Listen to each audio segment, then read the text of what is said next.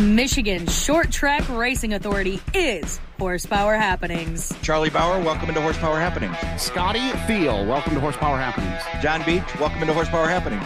Adam Terry, welcome into Horsepower Happenings. Paul Pelletier. Corbin Hazlett, Riley Knoll. Matt Cup, Dylan Stovall, welcome into Horsepower Happenings. From pavement to dirt, modifieds to sprint cars, hear from drivers, promoters, track owners, and many other industry leaders. We worked on that car for 12 days straight, and when I got to the speedway Saturday, I was out of gas. I had to take a nap. You're out there and, you know, that groove, if you're outside of it, you could be a couple tenths off or even half a second off. It is not the shock that you've won all these races. You know what I mean? There's so many pieces to the puzzle to make these cars go fast. I don't care what he says. I saw a thing on Facebook on somebody's post that's now been deleted that one of his crew guys said that the spotter told him car low and I wrecked him. With over 50 years of experience from racing to management, here are Zach Heiser and Rich France. Good evening, race fans, and welcome into Horsepower Happenings. Great show lined up for you tonight. We'll talk to Jerry Pierman, who is getting into Yawn of the Week category. Justin Ward will make his debut on Horsepower Happenings as we talk about the fair race coming up, and Gary Lindahl tests your racing knowledge. I don't know how much knowledge it's going to be testing, or just can you get Gary's opinions correct? We'll talk about those coming up here on the show, but first, here's what's happening in a Mark News Minute. The world of NASCAR was in North Wilkesboro over the weekend for the first time in over 30 years. North Wilkesboro hosting a NASCAR Cup Series points-paying event. Of course, they had the All-Star race there a couple of years. Joey Logano absolutely BTA. Took it out of the rungs and just smacked everybody with it. Denny Hamlin tried at the end of the pit cycle to keep up with him, but nothing doing. Joey Logano gets the win in the Cup Series. The Nopes Series was off over the weekend. Craftsman Truck Series, though, in action on Saturday at North Wilkesboro. And Lane Riggs was fast, but couldn't hold on. Chandler Smith gets the win in the NASCAR Craftsman Truck Series. King Macri, crown him again. Anthony Macri survives a wild King's Royal weekend at Eldora, comes back from injury and gets crowned king once again. Congratulations to Macri. Kyle Larson, by the way, earlier in the week won the high limit portion of the Joker's jackpot. Those things and so much more happening tonight on Horsepower Happenings. Good evening, welcome in. I'm Zach Heiser. Rich France joins me from across the way. What's going on, sir? Getting ready for another week, man. Had a busy weekend. Just a busy weekend. Had a great night at Flat Rock for the Stan Yee Memorial 150. That was pretty cool. We'll talk about that in just a little bit. Yeah, it was fun. Good time. Yeah, it was. What did we end up? We went to Winston with the non-wings. Rained out Friday. Winston with the non-wings and saw Corbin Hazlett, another BTA performance. If you don't know what BTA means, look it up. This is a family-friendly show. But it was just an absolutely dominating performance, Rich. He lapped all the way through third. He and Brian Ruhlman were the only two drivers to run all 25 laps. So, wow. What a performance. Okay, hey, this was pretty cool. This was announced today. We tried to get him on the show, but he's got a lot going on right now in his personal life, and we understand that. But Berlin Raceway announced earlier today that Joe Bush will be the 2026 Hall of Fame inductee, a 40-year career at Berlin Raceway. This is part of their announcement today. It says, quote, 38 feature wins. His first feature win was on September 1st of 1990 in an Outlaw Super Late Model division. His last feature win, May 10th, 2025 in the Tecton Super Late Model division. Rich, over the course of his career, accomplishments include 5th on the all-time Template Super Late Model wins list with 10, 10th all-time in the Outlaw Super Late Model feature wins list at 28th. He's a 3-time track champion, all in Outlaw Super Late Models in 2004, 1993, and 1992. 36 times he was quick time at Berlin, and he's got 49 heat or dash victories at Berlin Raceway. He'll be recognized at the racetrack on August 1st during Hall of Fame night. So how about that? Congratulations, Joe. Yeah, and Joe Bush has always been one. If you've ever watched Joe Bush, he's the guy. He's not a big fast qualifier, right? But he can manage his tires, and he was always there at the end of the race. Even the big races, Battle at Berlin, he'd always start near the back, and all of a sudden you'd say, where did Joe Bush just come from? And he was up there battling with the big boys. Very deserving. Congratulations to Joe. As I said, talked to him earlier today. He wanted to be on the show, but between work and some personal stuff that they had going on today when he got out of work, he couldn't make it. So we appreciate him trying to make time for us. But congratulations, Joe. I said, hey, maybe we'll talk to you after you're inducted or right close to it. So we'll get Joe on the program sometime soon to talk about his induction into the Berlin Raceway Hall of Fame. Also going on, Rich, want to say, give some love, if you will. Glad to hear that the flagman from Silver Bullet Speedway is doing well. We understand that Ronald Vincent Jr. was taken by ambulance from Silver Bullet Speedway on Saturday with a medical emergency. We understand that it was an appendicitis situation, Rich. His appendix burst while he was in the flag stand. So we know how scary and how quickly that can get life-threatening. So glad to hear he had surgery on Sunday and is recovering and doing well. Rich, we understand that he is the guy that kind of takes care of the racetrack throughout the week. Matt Hunout, who owns the racetrack, doesn't live near the track, so he relies on Ronald to take care of the racetrack. He's there like 5 days a week, whether it's turning over the surface or watering or cutting the grass. I mean, Rich, we all know these racetracks have one or two guys that basically live there, and that's Ron for Silver Bullet. So just wanted to pass that note along. Glad to hear he's doing good. Yeah, normally a flagman, you think the first thing you're thinking, oh, he got hit with something. That not hit with appendicitis. That's a big difference. Yeah, right. And not to make light of that, but we do understand, Rich, that an official from a racetrack was tragically killed over the weekend in the flag stand. We kind of talked about that in our group chat a little bit over the weekend. I don't have those details prepared. We weren't going to talk about it, but hate to hear that, right? And it's a very bold reminder that our sport is still very dangerous. Yeah, always is. It started out, we learned that the first couple weeks of the season with the outlaw super late models, and we had never seen an outlaw super late model have a crash like J.R. Fitzpatrick. And our sport is dangerous, that's for sure, Zach. Okay, let's continue. Some news throughout.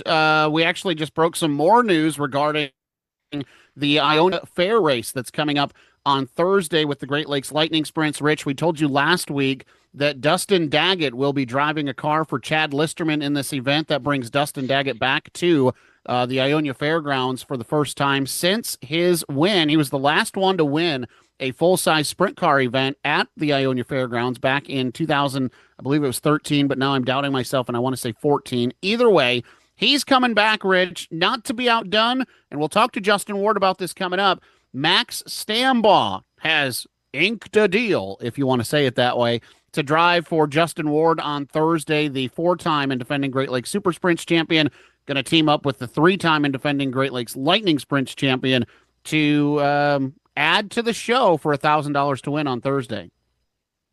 That's pretty cool, and that's a great place to have a sprint car race, Zach, because we know a lot of sprint car fans in that area, right? And I-96, every time the Great Lakes Super Sprint show up, they pack the house. So hopefully they got a nice large grandstand. They put on a heck of a show for the fans at the Ionia Fair.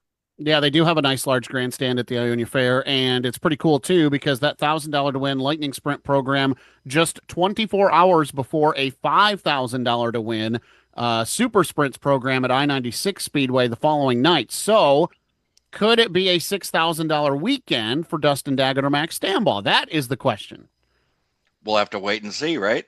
And actually, add in Crystal on Saturday for $2,500 to win, and could it be an $8,500 weekend for one of those two gentlemen? Well, you got to start having more than a different guy win every week, I think, in Great Lakes Super Sprints. What do you mean? What do you mean? I think Great Lakes Super Sprints has been very competitive this year. Oh, okay. Top to bottom. I thought you were saying that one guy had been dominating this year, and I was going to remind you that only somebody win 2 or 3 races. Yeah, Zane DeVault's the only one. He's the only one to have two wins or more this year. That's it. Yeah, he's only got 2. So it is. Top to bottom, it has been very competitive with Great Lakes Super Sprints all of 2026. Okay, breaking news just coming out right before our program begin. My attire is not by accident today, Rich. I went to the closet and I found some of the old American Ethanol late model tour swag because Michigan has a dirt late model tour once again. You'll remember the American Ethanol tour started off as a Michigan exclusive tour. Now the Michigan late model series is here. It's the Move Over Michigan late model series. And that's, of course, well, not of course, we're telling you that this is the spearhead of our good friend Rich and friend of the program, Michigan Motorsports Hall of Famer Jeff Finley. And what I think is great is Jeff is a race fan, first of all. For very first thing, he's a race fan. Second thing, he does own a couple of race cars. But this whole initiative, Rich, is to bring awareness to the Move Over Michigan law, that when you're driving down the road or the highway and you see service vehicles, emergency vehicles, that you are to slow down and move over. And if you cannot move over, slow down significantly from the way that you've been traveling. And this is a really cool initiative, Rich, using racing to bring awareness to a problem that is going on in our state. Yeah, and we had for the Bob Finley Memorial at Owasso, first last year and this year, the gentleman from Move Over Michigan was there and talked to the race fans about, he spoke to them and he kind of, told his story, which was a sad story, and doesn't want that to happen to anyone ever again. So it's a great cause, and that's a great title sponsor for the series. Move Over Michigan Law, by the way, is in memory of the late Keegan Spencer, who was tragically killed in November of 2023. He was assisting alongside the road. A distracted driver crossed the median, avoiding the slow down, move over law, and struck him at a high rate of speed. Spencer died at just 25 years old, Keegan Spencer. So tragic. He has a family as well, Rich. And so the reminder is, and we'll jump on this because we support Jeff and we support what he does. The law requires motorists to slow down and move over for stationary authorized vehicles with flashing, rotating, or oscillating lights activated, slowing down to at least 10 miles an hour below the posted speed limit. So if you're on a 70-mile-per-hour highway, you're expected to drop down to at least 60 miles per hour and move over into open lanes. And if that's not possible due to traffic, weather, or road conditions, slow down and pass with caution. So good luck. So what are the details of this new series? Well, they're going to have a little mini series to go here in 2026. Things will get started. The inaugural race will be a doubleheader weekend, Friday and Saturday, August 14th and 15th. Winston Speedway will take Friday, and Merritt Speedway will take Saturday, the 14th and 15th. And then we understand the mini series championship event, Rich, will take place Friday, August 21st at I-96 Speedway. $2,500 to win will be the standard purse here in those first two events, $400 to start, and then I-96 Speedway hosting a 40-lap, $5,000 to win affair to wrap things up with this three-race mini-series championship. Yeah, I can't wait to check. I got to be able to try to figure out a way to check out. I want to see. Yeah, I do. I really do. I mean, just the schedule is what kills me, right? Yeah. Like I have time to go to a bunch of different other racetracks, but no, it'll be great just to get everybody's feet wet the end of this year, and so they can maybe come up with and see how many races are on the schedule in 2027. I think it'll be intriguing too because Michigan has several tracks that do their own late model program. Some of them Dirt Car UMP, some of them using Michigan rules. And that's what I thought was great about the American Ethanol Tour is you got some guys to go to some tracks that they wouldn't go to otherwise, that would roll into Tri-City or Cherry or I-96, bring the guys from the north to the south, bring some of the Ohio and Indiana guys up to Michigan to race. That's what I always thought was great about the American Ethanol Tours. I'd be interested to see if the Move Over Michigan Dirt Late Model Series has that same ability. And, with an emphasis in this press release, it says staying exclusive to Michigan. I think it could be a good thing if you could get the tracks on board. Yeah, and I don't know of anybody that's paying more than that, right? There's right. There's tracks that are paying $1,500 to win. Maybe have some special races, but no, I mean you're not going to get if you don't have the backing of American Ethanol like you had for 5 years. It's hard to get those 4,000, 5,000 or more to win races. So you got to start somewhere, and we're going to start it right here in 2026. Okay, so again, the Move Over Michigan Dirt Late Model Series presented by Kapnick Insurance and McAllister Machinery will kick things off Friday and Saturday, August 14th and 15th, and then Friday, August 21st at I-96 Speedway. And, Rich, did you know they already have a Facebook page? So you can find more details and keep up with what's going on by following Michigan Dirt Late Model Series on Facebook. Okay, time to get into our winners from the weekend. This is Rich France's segment. Who will be our Yawn of the Week nominees? We'll find out. Let's get started with a big event that you had over the weekend, Rich. Yeah, we'll get to there's some yawners that picked up wins this weekend. Okay. But not this guy. The Stanley Memorial 150 went off on Saturday at Flat Rock Speedway, and it was the Hurricane, Scott Hantz. 2 out of the last 3 go in the Hurricane's pocket. Had a big issue right off the green flag coming out of turn 4 before 1 lap was completed. Paul Pelletier's car took a beating. They took it down pit road because they had a total restart. They put that thing basically back together in the middle of the Flat Rock Speedway, and the car was just never the same. He thinks they had some bent parts. Still brought it back from the tail to a top 5 finish for Paul Pelletier, still leading the points. Street stocks, Greg Stute picked up the win, and in the factory stocks, Logan Bunning picked up the win at Flat Rock. Butler Motor Speedway, Zach, 410 wing sprint cars. Logan Julian picked up the win in the 410 wing sprints. UMP modified. Regular with the IRA series, by the way, from up in Wisconsin, come down and collected the special $5,000 to win prize at Butler Motor Speedway on Saturday. Yeah, I did notice he was from Wisconsin. Robbie Henderson, not his first time in victory lane. We've called his name out a few times this year. Street stocks, Jacob Wilbur, and in the 4 cylinders, Chad Minnix picked up the win. Okay, Berlin Raceway. Here comes some Yawn of the Week nominees. Not right off the rip. Evan Shotko had been held outside of victory lane for what feels like quite some time, Rich. We haven't talked about Evan in a while. He goes to victory lane in the super late model division. Limited late models, Scott Root and Tyler Reisinga. You're getting close to Yawn of the Week nominee. I think this is it, though. I think this is your Yawn of the Week Pillow Award winner, Tim DeVos, winning both sportsman features Saturday at Berlin Raceway. Okay, everybody, wake up. Here we go. Hunter Wiersma, I believe. Is that right, Rich? Wiersma? Picked up the 4-cylinder feature number 1. Stephen LaRoche? LaRoche? Maybe just LaRoche. LaRoche? Okay. Picked up 4-cylinder feature number 2. Merritt Speedway on Saturday. Super late models. Cody Bauer back to victory lane. Good job for Cody. I think that's his first of the year there at Merritt. Mitchell Hunt going to victory lane in the IMCA modified divisions. Yawn of the Week nominee. Nate Murphy goes to victory lane in the pro stocks. Bradley Smith, 4 to 6 cylinder winner up there at Merritt. And in the mini wedge restricted division, Colton Reel. Yep.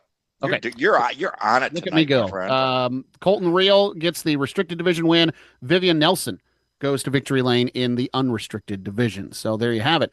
Okay, one of those Yawn of the Week nominees. We didn't talk about how he did this weekend because he's going to be on the program. Jerry Pierman, 5 wins this year, 3 in a row-ish. We'll talk about that and more coming up right here on the Horsepower Happenings podcast. Dirt track racing is back at the Ionia Free Fair at the Ionia County Fairgrounds. Thursday night, the Great Lakes Lightning Sprints presented by McAllister Rentals are racing for a huge payday. Thrilling excitement of sprint car racing at the Ionia County Fairgrounds for one night only. On-track meet and greet with the drivers and their cars, plus hometown favorite Dustin Daggett is in action against fellow Great Lakes Super Sprints champion Max Stambaugh. Advance tickets are available at ioniafreefair.com or at the box office on race day. Think your camper handled the winter just fine? Think again. Every time the temperature fluctuates, trap moisture freezes and expands, turning tiny hairline cracks into major pathways for water. That freeze-thaw cycle is a silent killer for RV seals. If you haven't had a professional roof and exterior sealant inspection this spring, you're likely towing a leak you can't see yet. Midwest Camper Repair specializes in catching that winter damage before it reaches your interior. We're mobile and we check it all from the roof to the floor. Don't let a winter crack ruin your summer fun. Call Midwest Camper Repair today and start the season sealed tight. Call 419-799-1171. That's 419-799-1171. Or visit MidwestCamperRepair.com. Serving the tri-state area from the roof to the floor, Midwest Camper Repair has you covered. KG Media is your home for all things photography, race day social media, and more. Cody Geyer brings more than a decade of experience working with the top brands in short track racing. From individual photos to full race days, social media to PR, KG Media can make your race team, race track, or touring series stand out. For more information, go to marknews.org or visit KG Media on Facebook. One of the biggest question marks for your event is, what are we going to do for food? Heavenly Smoked Barbecue is your answer. Serving Michigan and Northern Indiana, Heavenly Smoked Barbecue brings the best from the grill to your plate with pulled pork, pork belly, chicken, mac and cheese, baked beans, and more. Graduation open house, birthday parties, weddings, festivals. If it needs food, Heavenly Smoked Barbecue will offer options that will have them saying, that smells heavenly. Call 269-908-3948 or find Heavenly Smoked Barbecue on Facebook. Mark News is back. Michigan Area Racing Connection News keeps fans in the tri-state area up to date on national headlines, local results, regional news, and so much more. Home of the Horsepower Happenings podcast, 500 Sprintcast, Gridline Social, Job Bank, Fastlane Images, KG Media, and so much more. MarkNews.org is the one stop for any race fan who needs to know what's going on in the Michigan area. Plus, get the Mark News weekly newsletter sent right to your inbox, FREE free. Sign up today and learn more at marknews.org. Marknews.org, the Michigan Area Racing Connection. Make sure your brand stands out from the crowd with Madman signs and designs. Flashy, clean, color, or simplistic, Madman signs and designs can make sure your race car, business vehicle, merchandise, or even your iRacing rig looks exactly how you dreamed it would. Get designs that help your brand, team, or business stand out from the crowd with the Madman at Madman Signs and Designs. Call 517-647-9573 or find Madman Signs and Designs on Facebook. Welcome back to the Horsepower Happenings podcast. Time for our first featured interview of the night. This interview is brought to you by Independence Heating and Cooling. He's a 5-time feature winner so far in 2026, but in a different division from when we talked to him last. It's our pleasure to welcome in Jerry Pierman. What's going on, sir? How you doing, man? Not bad. So last year we talked to you. You were carving them up, tearing them up in template late models, and that thing behind you doesn't exactly look like a template late model. What led to the change, man? Now running limited late models more often this year. It's kind of a loaded question, I guess, but we've got time. I don't know. They look cool. Fair enough. They looked fun to drive. Probably the biggest reason was gave me more opportunity to race some of the tracks that I live by here. I was kind of, once I got there for a while, it got down to where unless you were going to really, really travel, I was pretty much limited to Kalamazoo and Owasso with a template car. So I enjoy being able to go play at Galesburg once in a while. That was kind of my original home track. And switching to the limited allowed me to do that. Also, part of it was cost, expenses. Shock package is a third of the cost of a template late model. Body is less than half the cost of a template late model. And if you tear a fender off it, it's a way cheaper to fix than a template late model. So, there was multiple different reasons, but and it looked like the class was going to start growing. We were hearing a lot of people talking about building them and whatnot. So I figured, why not? Last few years, we talked to you. I can't remember if it was last year or the year before, but a basket full of second and third place finishes and a couple of wins sprinkled in there. And actually, you go through your profile on My Race Pass, you go all the way back to 2023. And it's kind of the same story, 11 top 5s, 12 top 10s. So there you go. You're all inside the top 5, 3 wins. What's changed this year other than the car, or has that been the big thing, is that this car fits your driving style, or what's going on now that you've cracked off 5 wins here this year?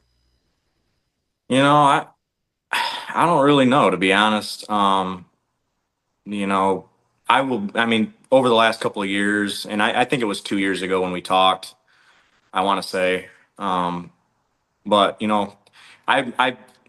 Kalamazoo is by far the toughest track for me to race at. It gives me probably the biggest challenge. Kalamazoo probably doesn't fit my type of driving style as well as places like Galesburg or Springport. And I raced primarily at Kalamazoo the last couple of years. So, I don't know. I've just slowly also learned too, since I started racing the late model about 5 years ago with a template car. I've slowly learned a lot of things over that time frame, which I owe quite a bit of that credit to Bart Brooks, which is who built the car with Triple B Fab. I've learned quite a bit from him over the last few years, and just tried to take in any little piece of information or knowledge I can from him that's really truly helped me maintain and adjust the car, and it all plays a factor. Jerry, what I think is pretty cool, we'll go back to a couple of years ago, when we first saw the first outlaw limited late models, and I think the first race was 6 or 8 cars or something like that. And typically it takes a new division some time to grow. Nobody can just build brand new race cars the very first year they have them. And wherever they're racing these cars, this class is growing. It's becoming very popular, and it's awfully competitive. To now, you don't know who's going to win I don't care where you go, to Galesburg, Kalamazoo, if you go to Birch Run or even the Berlin division, anywhere. Even though it's a little different, even the Berlin limited late models are that way. Yeah, it's awfully competitive.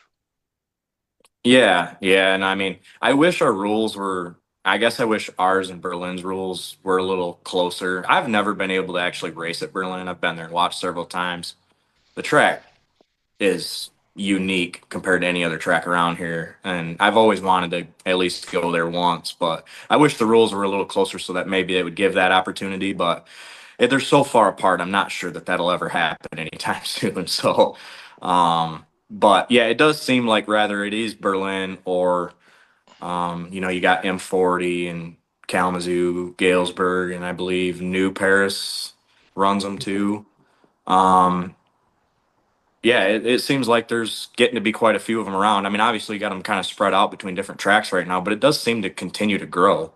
So I think it'll continue to get better and better every year. How much fun do you have jumping in that car behind you and knowing that thing's going to be pinned to the racetrack with all the downforce, and you had none of that with a template late model? Well, it's a double-edged sword, to be honest. Because when you've got these things are extremely aero dependent. So you can be fast, but it is also a pain when you are in dirty air. They don't drive good in dirty air at all. You can have your car like Kalamazoo, you notice it way more than you do at Galesburg, but Kalamazoo, you could be wrecking loose, and as soon as you get behind somebody, the car's tight. So I mean, it changes that much. Wow, that's a huge swing. That's massive. It is. It's a big deal. You got to find ways to keep air on the nose. So you're trying to get out of the dirty air in front of you to get air on the nose. It's actually been kind of fun learning that for me. You can tell some of the guys that have been doing it for a couple of years. It took me a few races to kind of get the hang of that. And it's still not perfect, right? I mean, you're trying to guess where that guy in front of you is going to be, and just trying to do anything you can to get air on the nose to make the car drive better when you're behind him. Because you can be faster and catch the guy no problem, and then you get to him and it's a struggle to get around him. So yeah, double-edged sword for sure. Oh, sorry, Rich. I thought you had another one lined up there. I want to break down the season while we've got some time here. Let's go all the way back to the top. You've not finished outside of the top 10 yet. According to my race pass, your worst finish is 5th. You started 5th at Kalamazoo, wheeled it all the way back to 10th. Talk about that race. I know we talk about the wins, but when you've been so consistent, to fall that much, what happened there at Kalamazoo to start the year? So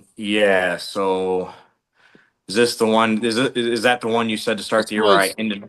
May 8th, looks like according to my race pass, Outlaw Limited late models, Jerry went to Victory Lane, Jerry Osterhaus, and looks like you finished 10th. Yeah, so I believe I had a mechanical failure that night. Oh, okay. Does it show that I didn't finish the race? I can go over. Let's see here the timing. You're asking me to dive in here. Let me look at this. Yeah. It doesn't have. Let's see here. Yeah. You pulled off on lap 13.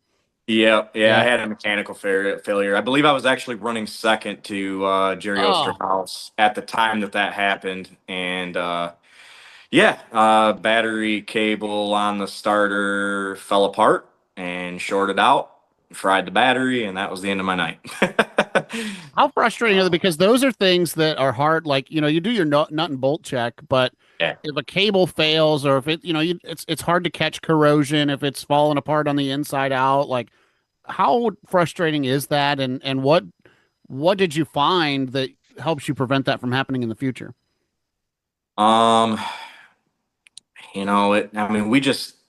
So the crazy thing about that particular situation is it actually came off earlier in the day between practice and qualifying, and the car wouldn't start. And we thought we had it fixed. We did the best we could. We didn't really have the proper tool to crimp it, but we thought we got it, and it fell off during the feature. So an end fell off? Yeah, the battery cable came out of the end that goes on the starter. The actual the island. Yeah. Okay. Yeah, I was gonna say, if that's battery side, man, get some vice grips and yeah, get it figured out. It was a dumb problem to have, but it happened. It is what it is. But I usually, and that's the thing, like something like that, I guess it doesn't really cross your mind that much when you're doing a nut and bolt check. Sure. I mean, well, how are you gonna check a crimp other than to grab a hold of it and I know. And then it's like, man, how hard do I pull? I really don't want to have to fix this, That's right. Well, you rebound, right? Third at Galesburg, another 8th place finish at Kalamazoo. But like you said, Kalamazoo, I mean, that, first of all, that place, if it was you and one other car, that place is challenging just because of what it is. Second place finish, and then you run off a string of a pair in a row at Galesburg in the limited late models. A 7th at Kalamazoo. You do finally get to victory lane at Kalamazoo here on July 10th, which is what I'm saying is part of 3 in a row. And you said, now wait a minute, Galesburg is in there. We're ignoring Galesburg. You've gone to victory lane 3 weeks in a row is my narrative, which I think is great. Why are we ignoring Galesburg? You texted me quickly and you said, is it just because it's a 6th place finish, or was that a performance that you'd like to have back? Was, 14-6, not bad, right? You followed all the invert guys kind of through the field, and Chris from 10th to victory lane, Andrew from 12th to 2nd, Curtis Town kind of the smallest mover there in the top 5, and then you followed the rest of the invert guys through. Yeah, you're gonna put me on the spot a little bit here, but just me and Little Osterhaus there, we were racing each other really hard, and we got together and touched wheels, and when we touched wheels, it kind of sent my car up in the air, and I went up over top of his nose, and it tore up both cars pretty good. It was a really crappy deal because me and him have raced each other hard all year, and we're both racing each other at both tracks every weekend. So like Kalamazoo and Galesburg. So it was a tough deal. Obviously neither one of us wanted our cars tore up, but it sucked for sure. Is this a racing each other hard, like fierce competitors, or is there some frustration brewing between the two of you?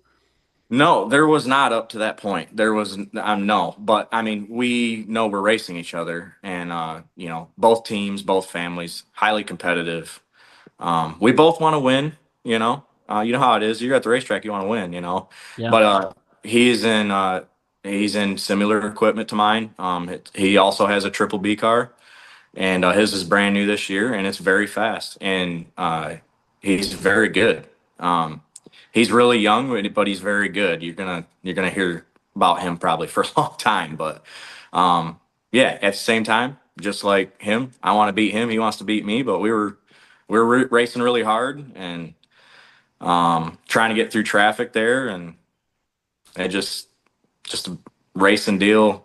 As far as I'm concerned, it sucked. The whole thing sucked, man. Yeah, that moment. Now, this is the thing that I think's interesting that I don't know that people talk a lot about. If there's not frustration before something, I think people brush it under the rug.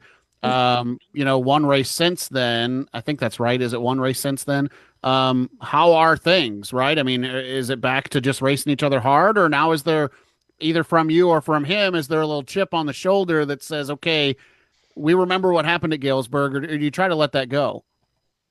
I mean, I've let it go. You would probably have to ask him. I can Fair tell enough. you, I stopped and talked to him and his dad, and last week. I want to say Thursday night, and everything seemed pretty cool. So, yeah, hopefully it's all good. We parked next to each other last weekend, so yeah, yeah. You know how it is. I mean, Yeah. it just you race the people hard enough. You race people hard enough, and often enough. Eventually, I guess you're probably gonna touch wheels. At the end of the day, neither one of us want to, spend the entire week working on our car. But we're still there to win. But I mean, I know he is. I know I am, and yeah, just crappy situation, and hopefully, And Jerry, past that. what can also contribute to that, right? These aren't built like template cars. You can't rub on these things, right? They're just these outlaws with these outlaw bodies. You just can't make contact with anybody because it's not going to end up well for either one. Yeah, so especially like with the fenders and nose area, there's nothing to them. A couple of my poor finishes at Kalamazoo was because I had early contact in the race that folded the right front splitter and fender flare under the car, and it was bottoming out. And as soon as you do that, you'd be surprised at how much it changes the car. So, yeah, you can't run into things with these. Like you just you got to keep the fenders and the nose on it, or it's just not going to drive very well. So yeah, the idea is to avoid that as much as possible. Obviously, everybody knows that Galesburg is a tight little quarter mile, and sometimes things happen. Have you befriended any outlaw super late model guys this year to kind of pick their brains? Not really. So like, I I just mean, obviously I ask about the body thing, right? Like you're learning how much air matters. Those guys have got yeah. that figured out. I mean, yeah, and I talked to obviously Bart quite a bit, which he's Mark Shook's crew chief, and car builder, and Matt Frazier's a good friend of mine. But um, yeah, I think I've heard from some guys that have raced both that the the limiteds are actually more aero dependent than the outlaws are because Really? yeah, because you got the smaller roofs, and you got more spoiler, and then you've got some people are running wings on both sides of the car, so the more you have going on, the dirtier the air that is behind the car. Hmm. And I noticed that some cars that got more wings and stuff on them, my car drives worse behind. So like the more turbulent the air is, the worse it is. Like I said, you don't really notice it as much at Galesburg, but you really do notice it at Kalamazoo big time. Want to take a quick second here to say thank you to our interview partner tonight. That's, of course, Independence Heating and Cooling, Southern Michigan's Bryant dealer. We've been telling you since the beginning of summer about their Comfort Plan program. We're getting a little bit of a reprieve here from the heat and the Canadian wildfire smoke. But when both of those things were charged up, man, I bet you wish you had an HVAC system that ran smooth as silk. $13 a month. The IHC Pros, actually less than that, excuse me. And the IHC Pros will come and make sure that your HVAC system is running smoothly, that it's cleaned out, the filters are ready, everything's good to go. They'll make sure that you are where you need to be to get through the second half of the summer. And just like race car drivers who know that races are won in the shop, being comfortable throughout the summer and when the winter gets here too, starts with putting in the work throughout the week. The Independence Comfort Plan, $12.99 a month with savings on emergency and scheduled services. You can find out more and view their HVAC accessories tab. Do you like to accessorize? Do you bedazzle your jeans? The HVAC accessories tab might be for you at ihcpros.com. Call 517-425-0224 or again, ihcpros.com. Independence Heating and Cooling, Southern Michigan's Bryant dealer. Bryant, whatever it takes, Rich. Yeah, Jerry. So you've been doing this, just getting into this outlaw limited late model. Is this a stepping stone to something, or is this what you want to do now?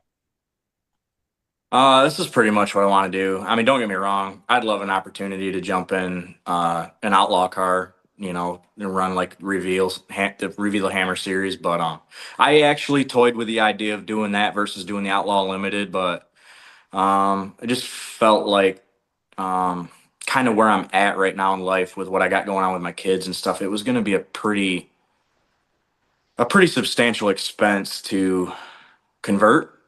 Just wasn't sure that was where I was at and wanted to do it. My family and my kids already sacrifice a lot as it is for me to do what I'm doing. So, and they're getting older, and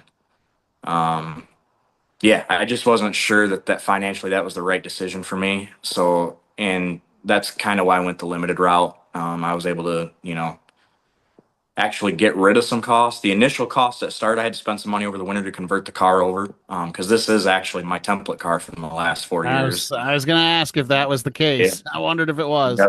Yep. It is my template car. We converted it over, changed rear suspension and rear end and shock package, obviously, and obviously put a new body on it to fit the rules. But yeah, that's kind of why I went this route.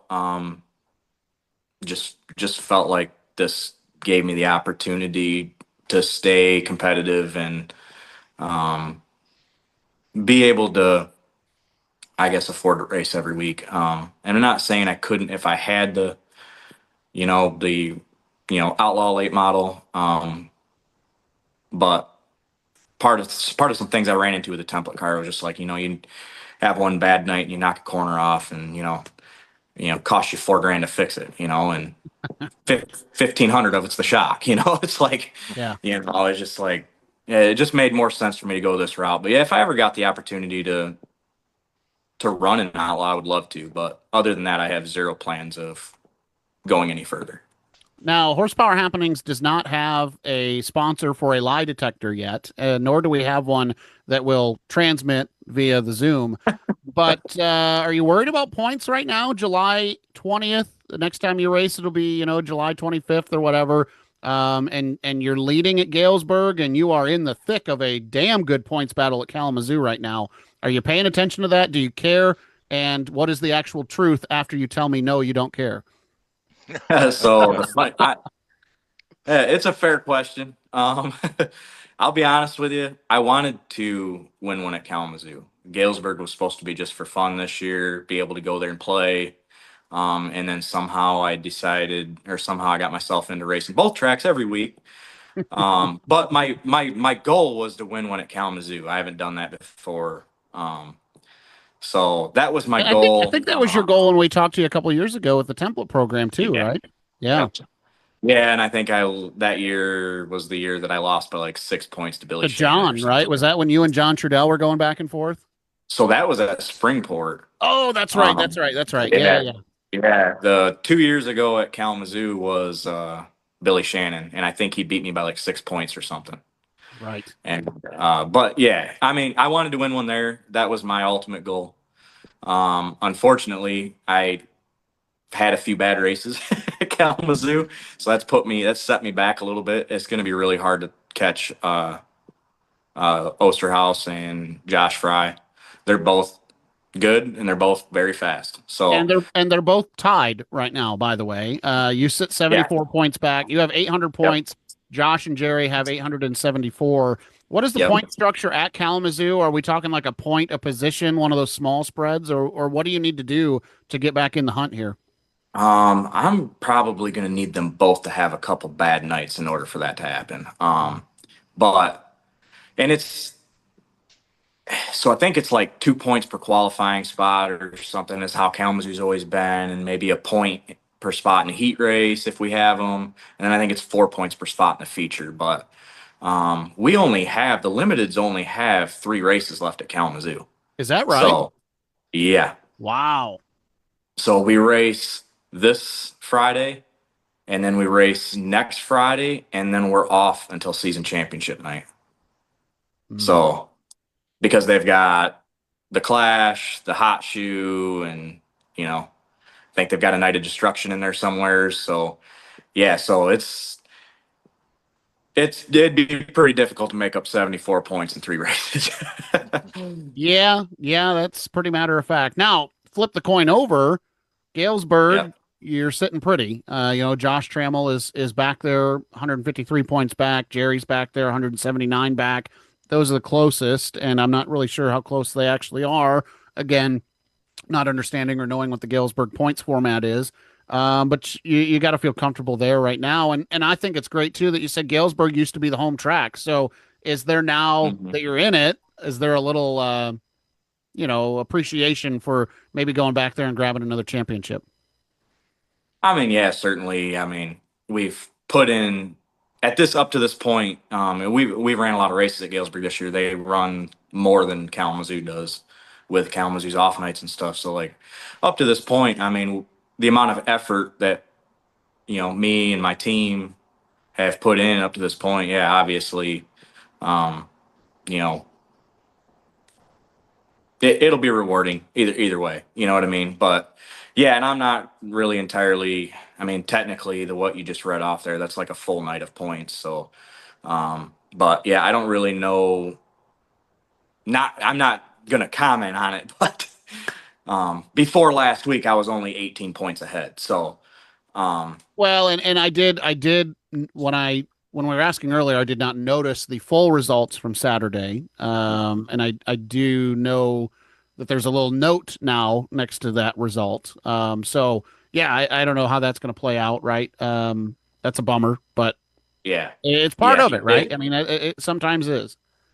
Yeah, it is, and I don't want to win that way. You know what I mean? That sucks. But yeah, again, I don't really know entirely the whole situation, or why that happened, but yeah, that's it. I would rather race to the end of the year. You know what I mean? It's such a tough spot too. So there's so just so that we're not behind the curtain, there's a disqualification, right? Yeah, somebody has to win. And if that's going to be the case, then yeah, sure, you'll take it. And then of course the points blow that comes with it.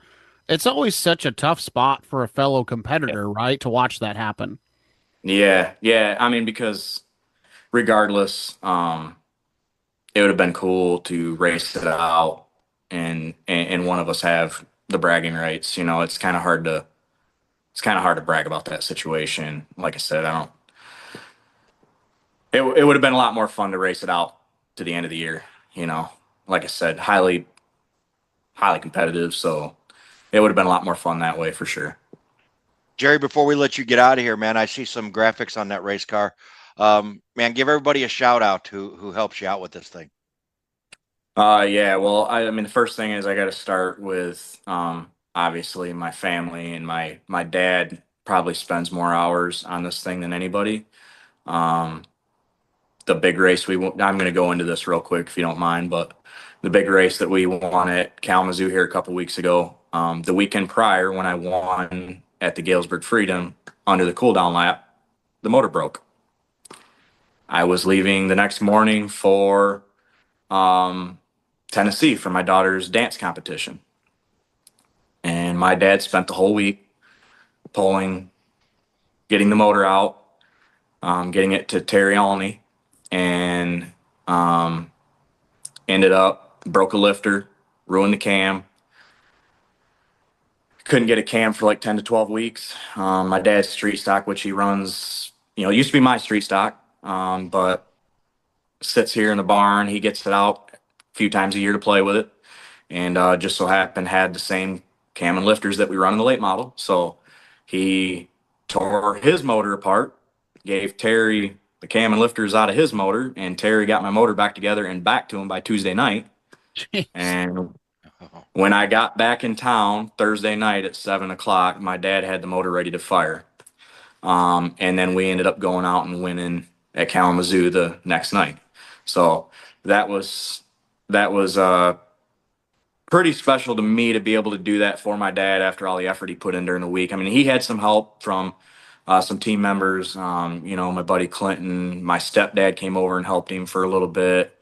And so yeah, there was multiple people involved, but my dad was here pretty much every night. And then I tore the car up the next day, and we spent all last week fixing it. So, so anyways, my dad is a big one. That's where I was kind of going with that. And then obviously all my sponsors, Wolverine Gas and Oil, Anderwild LLC, Jasper's Fine Pizza and Fine Italian Foods and Goal Road, Cloverleaf Lawn and Landscape, Perkins Tire. There's ABC Chiropractic. There's a bunch of them. My stepdad does any paint work that we have. Terry Olney, Quality Graphics. Picked up Trombley's Tree Service. Another buddy of mine has his own tree service. Triple B Fabrication, Bart Brooks. And we actually picked up a new one this week, Wayland's Property Management. So yeah, a lot of people to thank. I got great support system, a lot of people that help our program. So it's very appreciative. Well, Jerry, get that thing to the air tunnel so you can figure out what you need to do in traffic. No, you got it figured out, man. 5 wins this year. Very cool. Good luck pursuing that track championship at Galesburg. I mean, good luck pursuing it at Kalamazoo. I mean, don't wish any ill on anybody, but No. hey, if something happens, take it. Somebody's got to win. Yeah. So that'll be fun. We'll have to keep an eye on that battle with Josh and those guys over there. Yeah, now we will. Yeah, Josh and Jerry are both. I mean, Josh has a ton of experience and he's very, very good. Jerry's been very strong over there too. So I expect them two are going to battle it out right to the last night. But I'll be happy for either one of them. So there you go. All right, Jerry, man, appreciate it. Good job. Congratulations. We'll talk to you again soon. All right, thank you. All right, we'll take a break. When we come back, we test your racing knowledge with Gary Lindahl's Did You Know? That's straight ahead.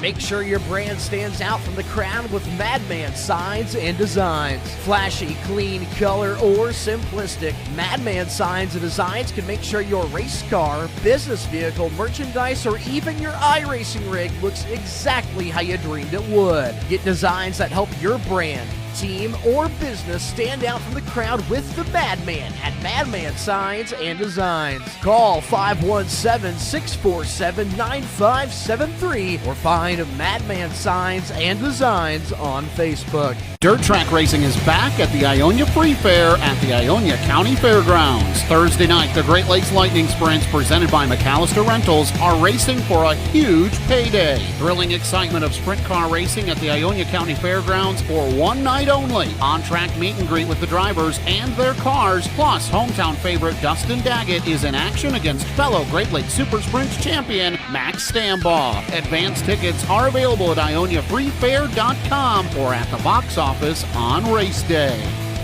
Mark News is back. Michigan Area Racing Connection News keeps fans in the tri-state area up to date on national headlines, local results, regional news, and so much more. Home of the Horsepower Happenings podcast, 500 Sprintcast, Gridline Social, Job Bank, Fastlane Images, KG Media, and so much more. MarkNews.org is the one stop for any race fan who needs to know what's going on in the Michigan area. Plus, get the Mark News weekly newsletter sent right to your inbox, FREE free. Sign up today and learn more at marknews.org. MarkNews.org, the Michigan Area Racing Connection. KG Media is your home for all things photography, race day social media, and more. Cody Geyer brings more than a decade of experience working with the top brands in short track racing. From individual photos to full race days, social media to PR, KG Media can make your race team, race track, or touring series stand out. For more information, go to marknews.org or visit KG Media on Facebook. One of the biggest question marks for your event is, what are we going to do for food? Heavenly Smoked Barbecue is your answer. Serving Michigan and Northern Indiana, Heavenly Smoked Barbecue brings the best from the grill to your plate with pulled pork, pork belly, chicken, mac and cheese, baked beans, and more. Graduation open house, birthday parties, weddings, festivals. If it needs food, Heavenly Smoked Barbecue will offer options that will have them saying, that smells heavenly. Call 269-908-3948 or find Heavenly Smoked Barbecue on Facebook. The Horsepower Happenings podcast is Michigan's short track racing authority. For nearly a decade, Horsepower Happenings has given race fans a chance to hear directly from their favorite drivers, local track owners, and promoters. Horsepower Happenings is the only podcast keeping fans engaged with Michigan area racing for 52 weeks a year. Don't miss the Horsepower Happenings podcast live on Facebook every Monday night at 6:30 and available everywhere you enjoy podcasts. Visit horsepowerhappenings.com and follow on Facebook, Instagram, X, and YouTube. Think your camper handled the winter just fine? Think again. Every time the temperature fluctuates, drop moisture freezes and expands, turning tiny hairline cracks into major pathways for water. That freeze-thaw cycle is a silent killer for RV seals. If you haven't had a professional roof and exterior sealant inspection this spring, you're likely towing a leak you can't see yet. Midwest Camper Repair specializes in catching that winter damage before it reaches your interior. We're mobile and we check it all from the roof to the floor. Don't let a winter crack ruin your summer fun. Call Midwest Camper Repair today and start the season sealed tight. Call 419-799-1171. That's 419-799-1171. Or visit MidwestCamperRepair.com. Serving the tri-state area from the roof to the floor, Midwest Camper Repair has you covered. Welcome back to Horsepower Happenings, and it is the third Monday of the month. And if you follow the show, you know what that is. It's Gary Did You Know with Gary Lindahl, presented by Going Green Trophies and Awards. Gary, welcome back into Horsepower Happenings. It's always a pleasure to be with you guys. And could I give a shameless plug to Alan Lardy from my sponsor? Because, boy, he did a wonderful job on this. And I love my koozie, and everybody does too. Actually, they've been asking me for koozies. I don't know why they'd want a koozie with my face on it, but hey, I guess I'll have to talk to Alan. I was going to say, Al and us, we can come up with something to get some koozies going. It's just like your shirt at Flat Rock, man. I want one of those shirts. Rich is supposed to get me one. Everybody wants one of these lookout shirts. I'm you know that. telling And they're you. starting to buy it. They're selling very well. Okay. All right. Sorry, I didn't mean to step on your toes, Rich. After all this stuff, I'm never going to fit him back in the booth again. All right, Zach, what size do you take? 3X, sir. Okay. Okay. All right, Rich, let's go. Just Let's saying. do this. Yeah, Gary, we're gonna jump in here and we're gonna go back to the June quiz. So, like I usually do, I'm gonna quiz you. You're gonna give us the answers. Sound good? Sounds good to me.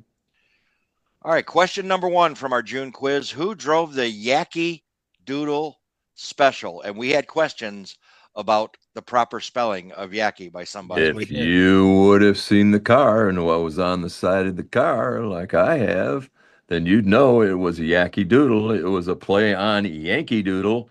And the driver of that was Gordon Dukes. And he was very popular and a great super modified driver in an era where, you had, he raced against, the Todd Gibson's, Joy Fairs, and right on down the line, So, I mean, he was a great driver. And, it was kind of interesting from an era that they named the cars and the drivers, which I thought was pretty cool.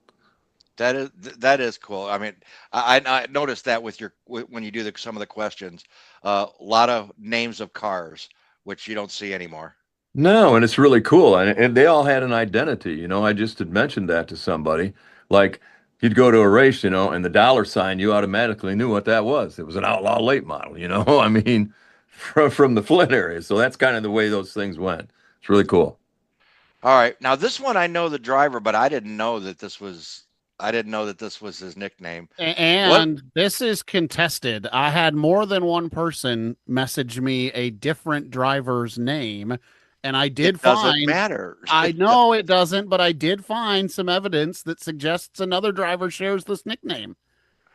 All right, so let's get to it. Question number 2: what late model driver is called the Toad? It doesn't matter what you think, Zach. It's what my quiz is all about. No, it wasn't And even it's me. Charlie It wasn't Hanna. my I don't original care. I thought. had to give Hannah some props there, okay? So, just saying. And Rich knows that. Rich goes, hey, I'm sorry, but it's his quiz. It is. So Zach, was it late model driver? Who was it, Zach? So multiple people, including our good friend Brad Bergevin, who plays every quiz, but he was not the only one that sent me this. Originally guessed that it was, let me see here, let me find it so I can quote him specifically. Oh, Al Lardy was the other one who told me this on the phone. that he thought that this was the answer. I got to find it here. On Terry Seneca Sr., was it? It was Terry the Toad Seneca. That is who they get. How about that? Yes, Al and Brad both said that. Yep. Was it? And my buddy Dave Stahauer even said that on your Facebook page post when you put that up there. He said that too. So, but it doesn't matter because that's it not doesn't what Gary matter. said. It doesn't matter. All right. Well, we'll give Terry Sr. props. He was a very good friend of mine. I love the guy. I mean, I absolutely love Terry, and it was always a pleasure when Terry Jr. came down and raced at Toledo Rich, and we got to hang out and have some beers with Terry Sr., and God love him. God bless you. R.I.P. All right, so now let's get into something that does matter, not this exact question, because I'm going to laugh. This open-wheel driver could cover an engine.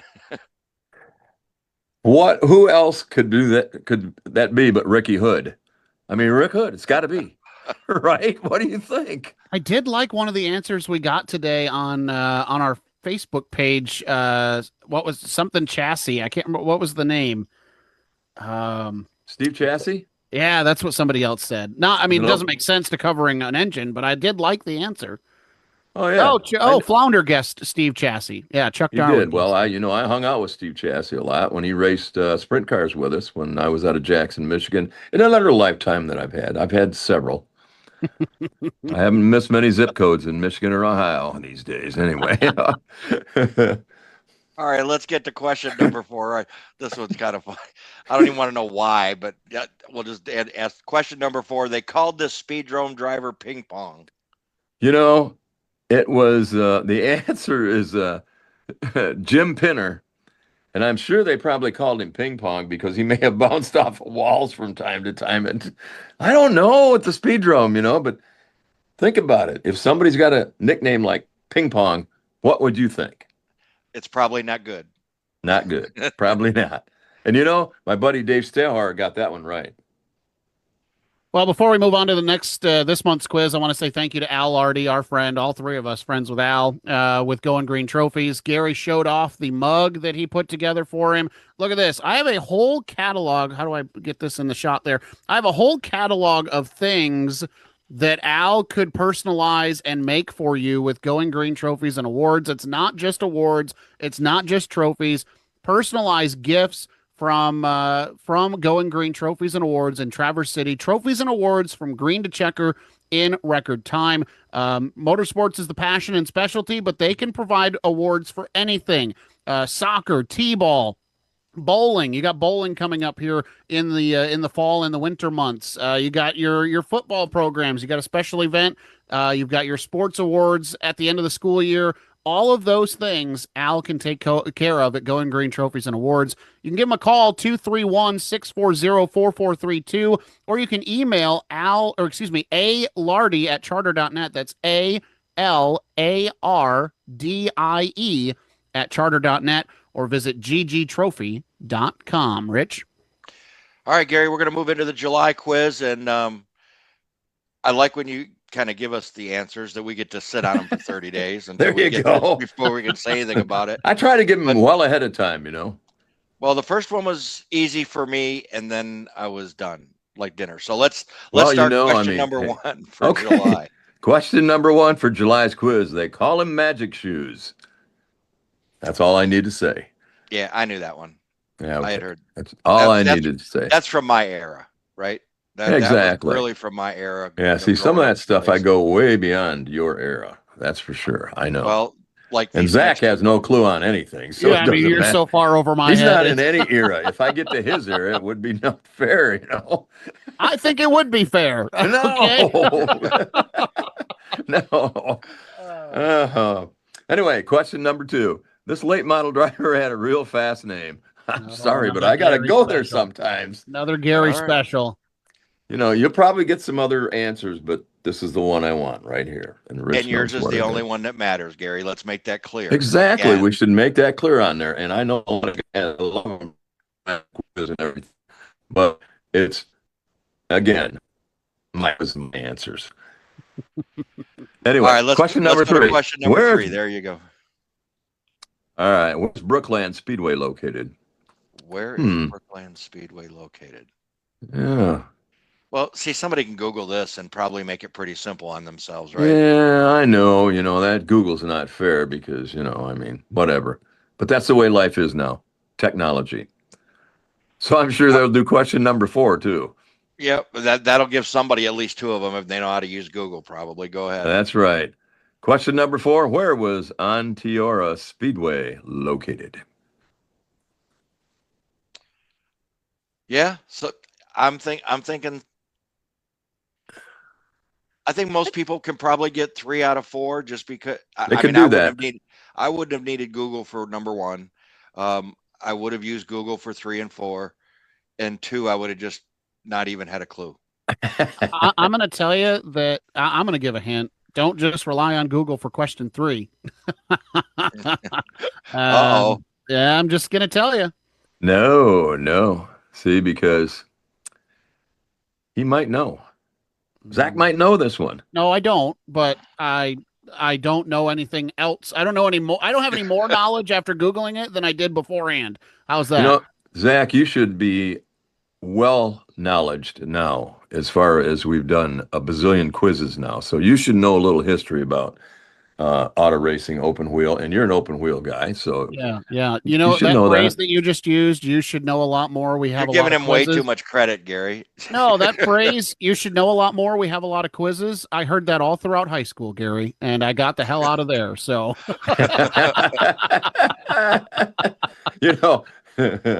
the only reason I do these quizzes, it's paybacks to the nuns. Okay. So Gary, appreciate you doing that. We got a big week coming up. Fair Race, Ionia Fairgrounds. Not the big track, but I'm sure you got over there and saw some racing back when it was the big track, right? Actually, I did announce it Ionia Fairgrounds for Ron Flynn and Roger. A lot of people don't know Ron's got a twin brother, Roger, and they were together and they promoted Ionia. Phone call I got was an MSP race. I did a lot of them on Wednesdays because the regular announcers couldn't apparently be there. And it was just, Gary, this is Ron. I need an announcer on Wednesday for my MSPA race at Ionia. Click. Like I was going to turn down somebody who was 6'7" in his prime back then. We're going to be there Thursday, and we're going to. That's cool. We're going to talk to Justin Ward coming up. He'll be there with the lightning sprints. So cool. That'll be good. All right, Gary. I appreciate you, sir. Thank you. Yeah. Thanks, see you Gary. Friday, We'll see you Rich. And Saturday. And Saturday. We got the double. All right. We'll take a break. When we come back, Justin Ward's coming up next here on Horsepower Happenings. Dirt track racing is back at the Ionia Free Fair at the Ionia County Fairgrounds. Thursday night, the Great Lakes Lightning Sprints presented by McAllister Rentals are racing for a huge payday. Thrilling excitement of sprint car racing at the Ionia County Fairgrounds for one night only. On-track meet and greet with the drivers and their cars, plus hometown favorite Dustin Daggett is in action against fellow Great Lakes Super Sprints champion Max Stambaugh. Advance tickets are available at ioniafreefair.com or at the box office on race day. Think your camper handled the winter just fine? Think again. Every time the temperature fluctuates, trap moisture freezes and expands, turning tiny hairline cracks into major pathways for water. That freeze-thaw cycle is a silent killer for RV seals. If you haven't had a professional roof and exterior sealant inspection this spring, you're likely towing a leak you can't see yet. Midwest Camper Repair specializes in catching that winter damage before it reaches your interior. We're mobile and we check it all from the roof to the floor. Don't let a winter crack ruin your summer fun. Call Midwest Camper Repair today and start the season sealed tight. Call 419-799-1171. That's 419-799-1171. Or visit MidwestCamperRepair.com. Serving the tri-state area from the roof to the floor, Midwest Camper Repair has you covered. KG Media is your home for all things photography, race day social media, and more. Cody Geyer brings more than a decade of experience working with the top brands in short track racing. From individual photos to full race days, social media to PR, KG Media can make your race team, race track, or touring series stand out. For more information, go to marknews.org or visit KG Media on Facebook. Welcome back to the Horsepower Happenings podcast. It's our pleasure now to bring on our third and final guest of the evening. He's a three-time Great Lakes Lightning Sprint champion, all-time wins list leader with the Great Lakes Lightning Sprints as well, and a very fun event coming up this week. He's also going to play car chief owner advice giver. We'll talk about that and more coming up. Justin Ward, what's going on? Not a whole lot, guys. I appreciate you having me on here. Thanks, Zach. Thank Rich. Thank you guys for what you're doing. We definitely appreciate everything you guys do for the sport. Well, this has been a long time coming. Let's just be honest about that. Three-time winner with the champion, rather, with the Great Lakes Lightning Sprints. We've been needing to do this interview, and you've been kind of a champion of this division, and I did not know this until you texted me this earlier today. All of the other stuff outside of Lightning Sprints or Great Lakes sanction of Lightning Sprints that you've done in this division, I didn't realize your entire stat line. Take me back 5-6 years ago when you make this transition from the big sprint cars to focusing in on these Lightning Sprints. What helped you get there? What kind of made that decision an obvious one for you? Yeah, so we used to run the Lightning Sprints back in the, I think it was like 2012, 13, 14, and 15. Then we decided to make the jump to the full size in 16. And we ran, I think, up until right after COVID. We had a blast doing it. Great group of guys. We ran a couple non-wing shows, some 410s, 360s. But as you know, if you're not doing it full time, it's tough out there. We were doing it probably, I think, on an average, maybe 14, 18 times a year. And you need to be in the car at least 30, 40, 50 times a year to kind of get your bearings under you, And so with that being said, my wife and I bought a business, and we decided to kind of scale back a little bit on that. And we decided to go back into the Lightning Sprint division, and which we love the Lightning Sprints, great group of guys. It's like a big family, right? It's just, we have a great time with it. So you found something here over these last 3 years. And it's funny. I told Max the same thing. I've told you this. When you're at the top, they start coming for you, and then it becomes your job to stay there. What have you hit on? And obviously, you've talked to me about this. Resources is one thing. You do have resources, but you guys put in a lot of work into your program as well to win the 20 races that you've won just with the Great Lakes Lightning Sprints in the course of 4 years. And this season's not done. That includes your 4 wins this year. What have you guys hit on in this car to be so darn good? So to be honest with you, we used to run a Henchcraft chassis. I think it was in 2023, we ended up buying a brand new Hyper chassis. We started using Yoshimura for our engines. They freshen them all the time for us. Working with Hyper a lot on setup. It's kind of hit a lot with us, talking to them on a weekly basis, good shock package. But it comes down to shop time. To be honest with you, they built the cars for us out there, set them all up for us, which we go out there, pick them up, bring them back. But that's just the start, right? Then you got to find a baseline setup for your car, for your driving style too. Everybody's different. And I think we just kind of started rolling with a new Hyper chassis, picked off a few wins. The cars drive totally different than a Henchcraft. And, each year we've just been, it seems like getting a little better. We've got a lot more to go too. So everybody else is picking their game up, which, we love to see. You got Jake, Arlie, Bill. The list goes on and on, just to name a few. Everybody's capable of winning in the series, but I think a lot of it has to do with starting in the garage. And Justin, we've had a couple of those guys you just ran off on the show this year. I think we've had more Lightning Sprint drivers on the show this year than we've ever had in all of our years combined. But what is it about this class? If you talk to anybody about a sprint car, they'll say, well, they're on smaller tires. They're not as big of an engine. What kind of show can it be? And man, you guys put on a show every single week, no matter where you're at. Yeah, good point there. And I think you guys touched on it on the last episode you guys had with, I think it was it Jacob? Yep. Our lap times at Silver Bullet, for instance. I mean, everybody kind of looks at I our knew cars. you guys would love those stats. Oh yeah, everybody looks at these cars and they're like, man, they just don't seem like they're going fast. But look at the lap times. I mean, we don't have 750 horsepower, right? We're hitting probably 2.25. Not as loud, but I mean, we pack a punch, I mean, it's just the group of guys that we race with on a weekly basis, Rich. It's I mean, talk to anybody in the pits, talk to the fans. I mean, if somebody's down and out in a week, you got 3 or 4 guys calling each other, hey, what do we need to do to help you out? My teammate Arlie there, I think it's on a weekly basis. We're helping 3, 4 guys out a week, whether it's, hey, I don't care if they're 2 hours away, bring your stuff up here quick. We'll help you out, and we're trying to build this series, right? Even more than what it is. And we've got good guys helping out with that as well. Chad Listerman, with the LCA, team there.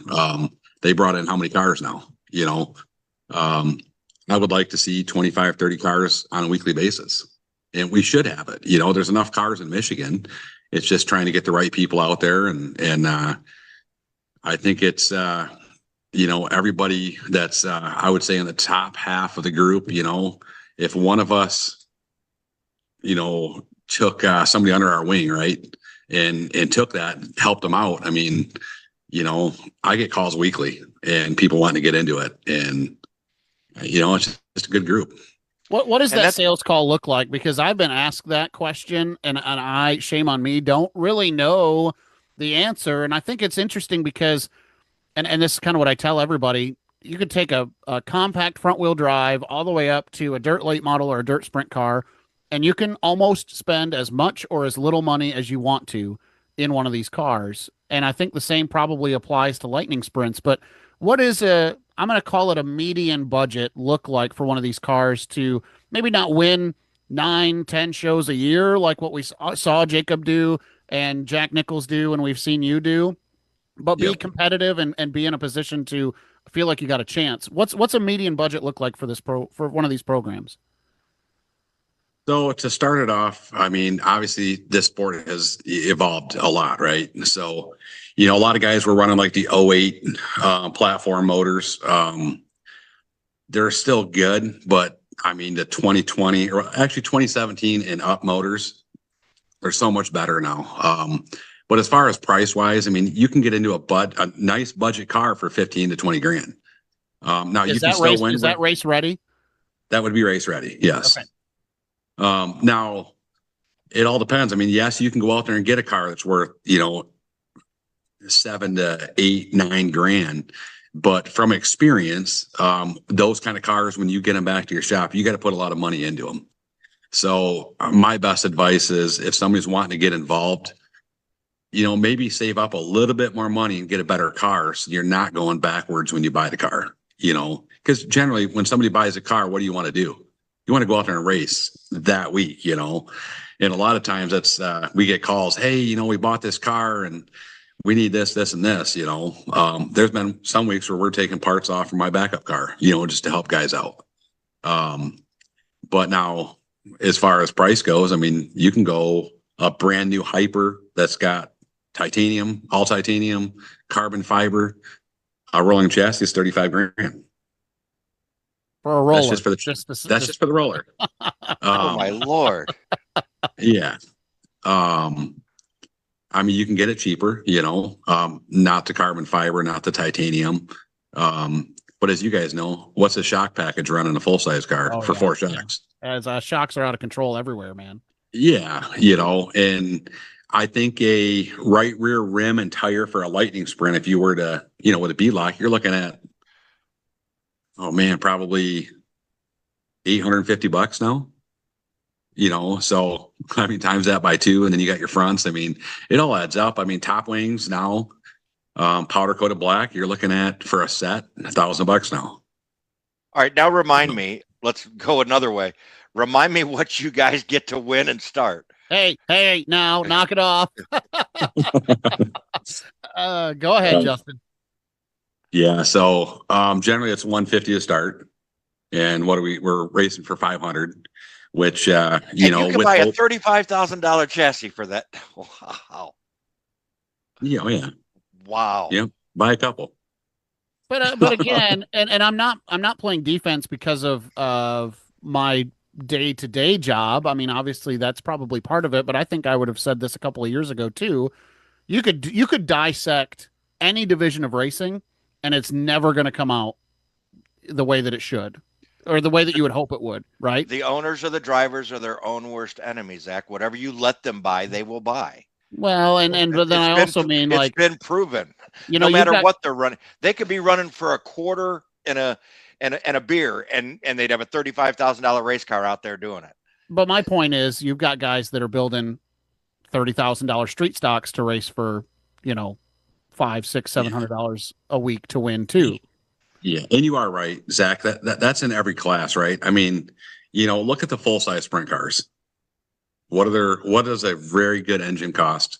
And I know what a rolling chassis was back in 2021 or 2020 because I bought a brand new one from Kistler. And I mean, what do you have in a car now? Well, I think they're spending for an engine, a brand new engine. I think they're spending about what you said you could buy a brand new roller for. So, and that's on the low end, I bet, for a brand new engine. Yeah. So I mean, it's in every class. You want to try and keep the cost down, but I mean, you got guys that, they like to buy new stuff, and you can't dog them for it. No. It's just, it is what it is. I mean, if I went out there and found some hyper chassis that were a year or two old, would I buy them and race them every day? But I am a bigger guy, and Hyper does customize the chassis a little bit, which we've been working hard with them, and moving forward, they've kind of adjusted to our chassis, our chassis spec, so to accommodate a larger driver, which is good, good for everybody. I stepped on you, Rich, so I didn't know if you had any. No, I just, I wasn't trying to, pick on what you guys are running. It's just, I just couldn't believe that one of your chassis that you can get one with, and it makes sense with all the carbon fiber and everything, 35 grand. And like Zach said, in any division, as long as the rules allow it, you're going to buy it. Somebody's going to want to they're going to spend the most money because the winning is fun. Because winning is fun. Winning is the most important thing, not the cost of winning. Right. Yeah. I mean, now when I say 35 grand, Rich, that is completely ready. Drop your motor and electronics in and go. So, I mean, that's your radiator, your shocks, your wings. I mean, every single thing, your pumps, your fuel lines, wing trees, that's everything. So, I mean, in the realm of things, it's a lot of money. Yes. But, if you look at what it is, it's kind of like, I don't know. It's just how I've been doing it for the last 3 years, Right. But I get it. I just can't believe, I mean, it's the cost of everything, right? I mean, nothing stays the same, and it's worse. I think the last 10 years, the costs are worse in the last 10 years than they were in the 10-year period before that. They were kind of stable for a while. Yeah.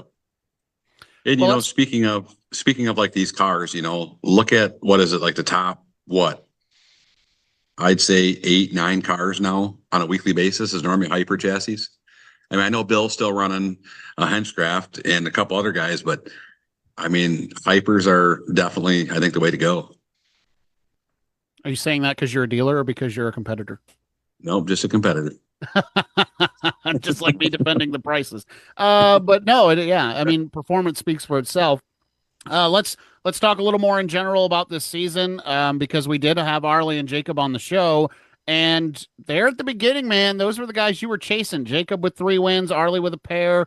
Dunham was in contention for a win, that I think was one that Arlie ended up taking. What was the mindset for you at the very beginning of this year? Were they just flat out beating you? Were things just not going your way? Was your program not where it needed to be? Not that not that, losing 5 races, that's how I'm going to put it, because you've won 4 and lost those other 5. Not that that's a bad stat line by any stretch of the imagination, but I think it's just not what people have come to expect from Justin Ward. So what was the beginning of the season like? So we started out with a brand new car, everything right out. We got it from Hyper. We brought it home. We worked on it, kind of tweaked a few things here and there for us. We went out and won the first race. Something wasn't quite right with the chassis. And we didn't find that out until after our second race at Crystal. And I think you remember Arlie pretty much, he was waxing us. I mean, he was gone. But we brought the car back. We tore it all the way down, found some things that were not quite right with it. And then after that, I think we went to Tri-City. I think it was that our third race? Oh, I don't remember. It was one of the races, one of the races, but we got our car straightened out and went out. Tri-City was the third race. Yep. Okay. So we went out for the heat race, and the first time that car felt very, very good. And coming off from the heat race win, pulled off the track and we dropped a cylinder.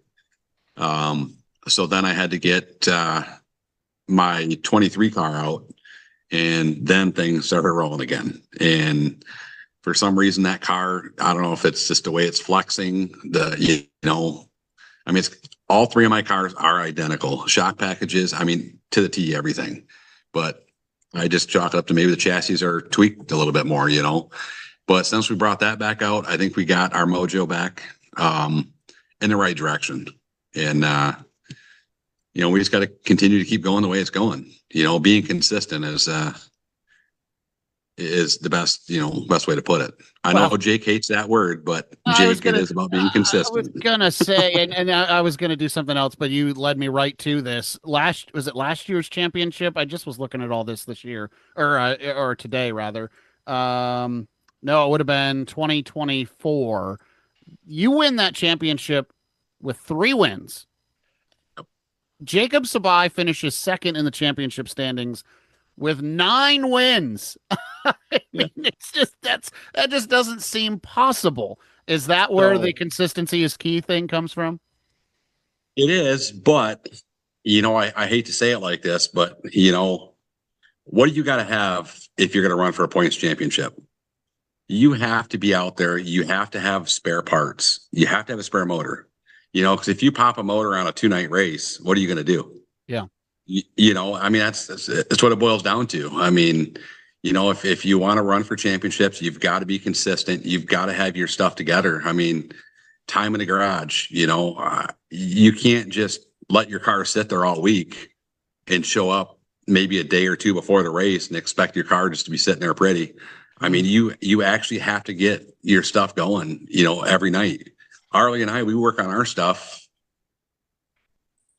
just about every night, whether it's an hour, 2 hours, 3 hours, whatever it is. We spend a lot of time in the garage, and obviously the results show, Yeah. Two less races, just to go back to that. You had 16 features that season, and Jacob started 14. And I think that's a big part of the difference. You converted all 16 of those shows to top 10s, 15 of them to top 5s. And Jacob converted 13 of those into top 5. So I think if he'd have been able to make those other 2 shows, you guys are in a real dogfight for that championship, which I think is pretty cool. Oh, for sure. Yeah. Take nothing away from Jake. He's a good driver, But it comes down to having, the spare stuff in the garage or the trailer. Yeah. I want to say thank you to our interview sponsor real quick, and then we're going to dive into some stuff that's going on right now with Justin. Our interview sponsor this week is Competition X Sports. Now, they don't make them for the sprint cars yet, but maybe, because we love sprint cars around Horsepower Happenings. But if you're a dirt modified or dirt late model fan, they have your hookup for American die-cast company made diecast. They are so cool. I've seen these set out at a couple of different shows. I will own one before the end of the season. An authorized ADC dealer, Competition X Sports, is your local hookup for American diecast companies productions. They are the Midwest dealer for these brands, and we're talking about drivers like Brandon Shepard, Max Blair, national names, but local names too, including Mason Vanderveen. We understand that there's some more drivers that are potentially in production. Modified side, Mitchell Hunt, Jacob Trumer, That's just to name a few that you can get on the website right now, competitionexports.com. And if you're like me and you like to collect, but you also like to see some authenticity, these die casts, suspensions move, hoods come off, even down to spark plug wires being ran from the distributors to the heads on these die casts. Competitionexports.com has your hookup. And if you're a team and you'd like to add the die casts to your merch lineup, they can help you with that too. They've got 1/24th and 1/64th scale options for the late models, 1/24th scale option for the modifieds. Competitionexports.com for more information. Okay, let's talk about this week, Justin. We knew about this for quite some time. We kind of delayed the timing of it to build some excitement for Thursday's race at the Ionia Free Fair. We talk about last week, Chad Listerman and Dustin Daggett make a partnership for Dustin to return to the fairgrounds to race, which is obviously going to be exciting for the hometown guy. And then today we announced that the two champions of the Lightning Sprints and the Super Sprints are teaming up to put on a show on Thursday. How did this deal come together between you and Max Stambaugh? You know, I've been actually thinking about it for quite some time now, getting somebody like that in one of my Lightning Sprints, just to kind of show the whole sprint series, what the Lightning Sprints are all about. I mean, how cool is it to get not one, but two, Great Lakes Super Sprint drivers in our series now to run a show, By the way, not just drivers, a pair of champions racing on Thursday, Yeah, 100%, and good guys, obviously. But we've been thinking about it for quite some time. I called Max up and said, hey, how would you like to hop in one of my cars? And he just says, yeah, definitely, he kind of knows what we run, how we run our operation. And, it's kind of like Smith Motorsports, you spend a lot of time on your stuff. You got nice stuff. I mean, you attract, good people, and that's kind of where we're at. Thought it'd be a good, fun night of racing at the fair, so not being a points night now makes it even better. You can go out there and have fun and not worry about that points anymore for that night. So it'll be a fun night, So I got to believe that the other drivers in your class got to be waiting on this one to get up on the steering wheel a little more and try to race these guys, right? They're days you don't get this opportunity. Well, 150%. I mean, it's going to be exciting. I was talking to Max tonight and, just kind of talking about how I set the car up and how he kind of likes his car, and he'll lean on me quite a bit. I'll lean on him. He's got the experience. It's I think he ran a mini sprint. I forget when he told me. It was quite a while ago. But it's going to be a blast. It's two good guys teaming together. It'd be fun. I gotta tell you, I'm great friends with Max, so I get to rib him all the time. And you got to admit, he's not having the greatest year like he's had in the past, so he's ripe for the pickings, I think. It's kind of like me. Did I start out strong? No. What were we missing? They're going to figure it out, obviously. What, 4-time champion? I mean, come on. Yeah. It's take nothing away from that team. I mean, they're going to get rolling, and once they do, look out, yeah. What are the differences? And this is the other thing. I want to pull the curtain back a little bit, and we can get into the weeds on this because I think some people will appreciate it. Max is very hands-on in the setup of his Smith Motorsports car, and he's told me before he sometimes will swing for the fences to try to get the car to do what he wants it to do. How much of what Max knows of these full-size cars will he be able to translate to these Lightning Sprints, and how much of it will you have to interpret for him when he comes in and says the car's doing this, I need it to do this? So I guess the good thing is, I'm not saying I was any good at driving a full-size sprint car, but, we had our decent nights. So driving a full-size compared to the Lightning, these you got to drive more into the corner for sure. The full-size, if you kind of been out of shape, you can really get into the throttle and kind of get out of it. These, not so much, you can't just hit the curb and expect to hit the gas down more, to keep going. But I think we'll both rely on each other a little bit, to make him as comfortable as he can be. What are some things that you maybe have already warned him about that you could see as being potential challenges for him? To be honest with you, Zach, we really haven't talked about that. I mean, the only thing that I've told him was, you're a darn good driver. You know what you're doing. You can get around any track you go on. Just the only thing that I would say is first time in a lightning sprint, just take it easy the first few laps, and then get the feel of it and then let it rip. Will he burn the clutch out of the thing? That's what I want to know. No. No, I know you're. So. I know you're not going to have a hard time finding out where he's at on the track. Yeah. So what is Max's car going to look like on Thursday? Is it going to look like? Is it going to be a Justin Ward lookalike or what? You got a Smith Motorsports wrap on that thing? What's going on? 5M for the house car. What do we got? No. So to be honest with you, when Arlie dropped a cylinder in his car here a few weeks ago, he hopped in my brand new car. And unfortunate, what happened at Mount Pleasant, that car got junked. Main thing is he's good, he's okay. So Max will actually be running my 24 car, last year's car. It'll have the last year's wrap on it. So it'll be different than mine. So you'll be able to tell us apart. Okay. Which would be good. So that'll work. Yeah. That'll work. What about this fair race? Justin, you've been in sprint cars long enough that you remember. Heck, you might have even. Let me see here. You said Lightning's. Maybe you went to a fair race as a fan. I don't know. Did you go and see any racing at the fair when it was still on the big track? Not at Ionia. No. Oh, okay. So no. I know that you know and appreciate the history that this place has with the big cars on the big track. Going back to last year, there was a buzz about it. I think there's even more of a buzz this year because of the increased purse.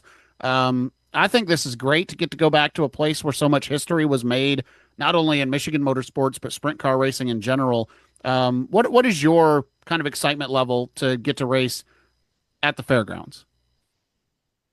I mean, bring the family with you, right? My wife and daughter will be there. Kind of get there a little early, go out in the midway, play some games, have fun. And obviously, Daggett's there. I mean, he's kind of a hometown favorite there, right? I mean, he's done very, very well there in the past, on the bigger track. So, I mean, just the deep history of the track, bringing that racing back and, thanks to Chad Listerman, I think heading that up, right? And then just everything goes together, it's going to be an exciting, fun night. And I think this year is going to be a lot better. I mean, I heard they widened the track a little bit more in the corners. Do you know how much they did? I haven't seen it. I did not go. Okay. I was not part of the site visit on Sunday. Okay. So, because I don't think we were far off last year. I really don't. I think 5 degrees more banking and a little bit wider, that place is really racy. It's just my opinion. Yeah. I think turns 1 and 2 was great. I think 3 and 4 was really narrow. Maybe a little bit more of a swooping corner on it would be, would have helped out last year a lot. But if they widened it out at least 10, 15 feet, which I don't know what they did, but you're going to see a lot more exciting racing. What was your takeaway? So that's how much of that? I think there's a great variable there is what I'm trying to get at, is that you're going back to the same facility, but you're pretty much guaranteed not to have the same racetrack. Do you throw your notebook out from last year or what do you do? We're gonna keep our same notebook. I mean, obviously, if they haven't added no banking to it, widening the corners out. If they did, that'll definitely help us out a lot for my driving anyway. Because I mean, you can drive it into turn 3, but good luck getting out of 4. If anybody's in front of you, you got to check up and try not to hit them. So yeah, it's gonna be good. Justin, I want to go back to a comment you made about everybody helping on the cars in the pit area. and you don't see that. You might see that in club racing, right? When you get 3 trailers and they roll out 6 cars and everybody jumps in, they go race each other. Not in series, competitive series. We see this sometimes, not totally through the whole pit area, but a lot of times with the Great Lakes Super Sprints, there's a group that's tight knit, and they'll help each other whenever the need arises. What is it about the group you get to race with, and why that works for you guys? Like I said, it's just sometimes it's hard to explain. Somebody's fuel pump goes out. You got 3 or 4 guys running the trailer looking. Somebody broke a stop or something. Somebody's got something, right? So I don't know. It's just if we don't help one another out there, what's going to happen to the series? Are we going to have 8 cars out there? I mean, that's the goal, right? I mean, and there's not one guy out there you can't go talk to, and get apart from. I mean, and everybody can vouch. I mean, if I got my spare car there, it's come down, I think, twice this year. One for myself and one for Chad Colley, to make laps out there. His car wasn't running right. We pulled mine down from the bunk, and he took that out and made some laps to keep his points. And I think it was Tri-City. I dropped a cylinder. We had 4 or 5 guys down there helping me get that car down from the bunk. And and go back to last year, Brandon Thorough. Now, last time we ran Tri-City, I think it was, we were having some issues with our car. And Brandon Thurlby was running his late model then there. He come running over and got his hands involved in it, and said, "Hey, what can I do to help you guys out? You got to be out there like in 5 minutes, surrounding yourself around good people helps too." I got a couple of questions. Well, I have a question and a comment from the Facebook lands for you here. And actually, this is a good one. And I'm going to tweak it a little bit, and then I'll tell you what the original is. Ionia Fairgrounds on Thursday is an opportunity for somebody to potentially sneak up and grab a win. Mike Pipgrass wanting to know who you think your toughest competition will be at Ionia. Obviously, Dalton, you followed that orange car a lot last year at Ionia, and Dalton gets his first career win at the fairgrounds. So I think the fairgrounds race is kind of a good level playing field for everybody. Do you expect Dalton to be good again? Who are you watching on Thursday? He's going to be good, but are we doing 15 laps? Are we doing 20? Are we doing 25 this time? Is the sun going to be up, or is it going to be going down? I don't know. Exactly right. No, I gotta, like I said, man, there's so many cars out there that can win on any given night. Grayson, look at Grayson now. Yeah, the kid's phenomenal. I mean, he's going to be, going up there. I mean, Jay Steinebeck is in a car now. All of a sudden, we saw that at Merritt. That's new, right? So yeah, I mean, any car really. I mean, but I think if I do things the right way and keep myself out of my own head, and drive smart, it could be good. Are you suggesting you ran out of time last year by asking about the lap count? No, not at all. Okay. We'll let that one lie. No, hey, you can't take nothing away from Dalton. He ran a heck of a race. And that's what we need, right? This series needs multiple winners, and that's one thing that we're trying to help out as much as we can. Help out with setup advice. I mean, you name it. We want to see everybody up there winning. It's just, I don't want to see it lopsided, right? Mm-hmm. I mean, does Jake want to go out and win 20 races? Yeah. Do I want to? Yeah. Does Bill? Yeah. Does Arlie? Yeah. But what's good for the sport? Getting everybody up there. And the thing about that too is I don't want somebody to misconstrue that. That's not to say that you're laying over and letting guys go and perform. That's saying, what can I, Justin Ward, do to help you be faster so that you can beat me in a way? Yeah. Oh, 100%. And, you talk to any of the fast guys out there, anybody's going to give you advice, I followed 2 or 3 cars around this year, following them around for a couple laps and trying to find a way to get around them. And I'd come into the pits and nonchalantly just go talk to them and say, hey, I just want to talk to you about what I seen, this is maybe try this next time, but I see where you're entering the track. You need to, go up a little bit higher. You're sliding up out of the corner, so, we're trying to help as much as we can and not saying that we're obviously, the best guys to tell advice to, but I mean, we're trying, And then Sheila had to get in, Sheila had to get in here and say that one of the great things about the Great Lakes Lightning Sprints are all the incredible women who support all of you. Yeah, I mean, good point. If it wasn't for our wives, we obviously a lot of us wouldn't be doing it. I mean, my wife and daughter put up with a ton of stuff with the racing. I mean, when she sees Arlie's truck pulling, she knows we're out in the garage for a couple hours, so, and then I got my brother Jason and my dad that comes down and, it's kind of a team effort. Dad's always doing our air pressures, Jason's strapping us in, putting fuel in, grinding tires.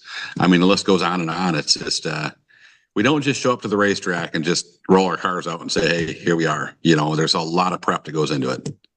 All right. In a phrase, let's get this in front of somebody who's already going to the Ionia Free Fair to get an elephant ear and ride the Ferris wheel. Why do they need to grab a ticket to the event on Thursday and come see the Great Lakes Lightning Sprints? It'd be the best show at Ionia County Fair. I mean, point blank, it's, it'd be high speed. It'd be a heck of a show. I mean, let's get some new people into the sport. If anybody has any questions, come talk to any one of us drivers. I mean, you're looking for a car. I know where there's 10 cars right now, Justin Ward could sell you a Max Stambaugh driven race car Thursday night at the Ionia Free Fair. Could happen. Yeah, come talk to me. I'll have two for I'll have two for sale at the end of the year. Max Stambaugh autograph for free if you bring your checkbook. Now, if he wins, it's going to be worth more, though. Oh, yeah. Oh, yeah. Yeah. Okay. Well, it's 2026. You're pretty safe. Oh! Yikes. Sorry, Max. I love you, buddy. Yeah, he doesn't love you anymore, I can bet. This is going to be fun.